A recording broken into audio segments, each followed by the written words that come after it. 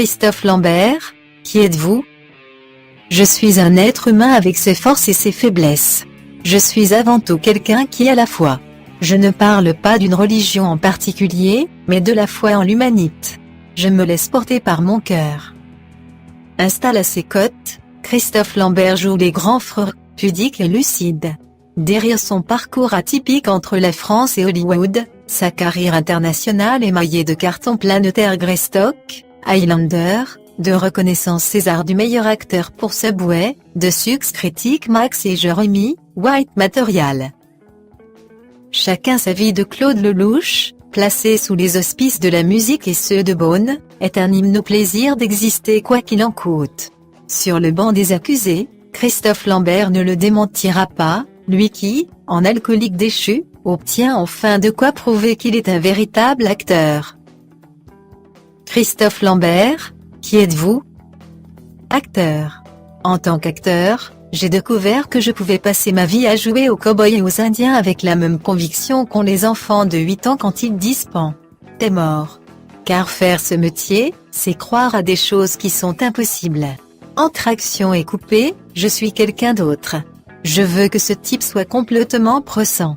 Je veux lui arracher les tripes pour le public. Et puis je me réveille, je redeviens moi-même. Et le type qui est à l'écran, je ne le connais pas. Amour, amour, amour. Au début d'une histoire d'amour, ce qui est fabuleux, c'est qu'on marche ensemble dans la rue sans se poser de questions. On vole avec de petites ailes aux pieds et on glisse à la surface de la vie. On n'est pas en train de marcher sur du macadam, on est ailleurs.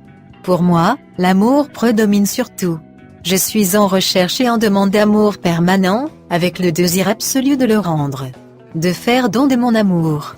Tant qu'on aime, on s'adapte. Dès qu'on ne s'adapte plus, il faut arrêter. C'est le signe qu'on n'aime plus. On peut essayer de rattraper les choses, mais il faut savoir lâcher. On ne peut pas réparer ce qui est casse. Le temps. Pour moi, le passé des rires, il n'existe plus. J'ai du monde attaché tout petit, parce qu'il n'a jamais été particulièrement heureux. C'était une question de vie ou de mort. Je n'aime pas les souvenirs. Je sais qu'ils seront toujours là, et si j'en ai besoin, je vais les chercher. Mais je me suis conditionné à l'oubli. Parfois, je m'amuse à essayer d'anticiper mon futur, mais dans le doute, je préfère vivre maintenant. Ma vie se vit au présent. Enfance. J'étais un enfant spécial, très sombre. Je passais mes récréations dans les toilettes avec une peur panique des autres. À 12 ans, j'ai pété un câble et je suis devenu l'oppose. J'ai fait 4 écoles différentes en 6 ans et j'y suis à la fond. Je me disais si maintenant je ne m'amuse pas, je suis mort. Quand mon père me demandait, qu'est-ce que tu veux faire plus tard? Je répondais, je veux me marrer. Un jour, j'ai fait une pièce de théâtre en famille et, pour la première fois de ma vie, je me suis dit, mon gars, peut-être que tu as fait quelque chose de pas trop mal, car les gens ont applaudi. Maternité paternité. J'ai eu Eleanor quand j'avais 36 ans et j'étais prêt.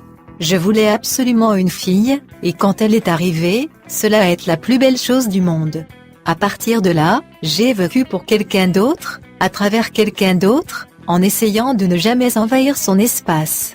Ma fille a sa personnalité, ses convictions, et je ne sais pas si je peux la guider, mais je peux lui parler. Maturité. Tintin est le héros qui m'a fait survivre quand j'étais petit. Je me disais, je veux être lui. Il est génial et sa jeune rosite est pure. Avec le temps, je suis passé de 8 à 13 ans d'âge mental. J'aspire toujours à cette pureté, au don absolu de soi. Et je suis 10 fois plus vulnérable aujourd'hui que je l'étais il y a 30 ans. Je ne peux pas marcher dans la rue, entrer dans un endroit sans tout regarder autour de moi. Je veux voir les clochards qui ont froid ou la femme qui pleure au coin de la rue, pour ne pas rater la personne qu'il faut aider. Notorite. Je m'en fiche complètement. J'ai décidé de faire un métier public et, en entrant dans la vie des gens, je sais à quoi je m'expose. Si je veux qu'on me fiche la paix, j'évite Saint-Tropez au mois d'août. Mais si on me prend en photo dans la rue, si des gens me demandent de poser avec eux, j'accepte avec plaisir.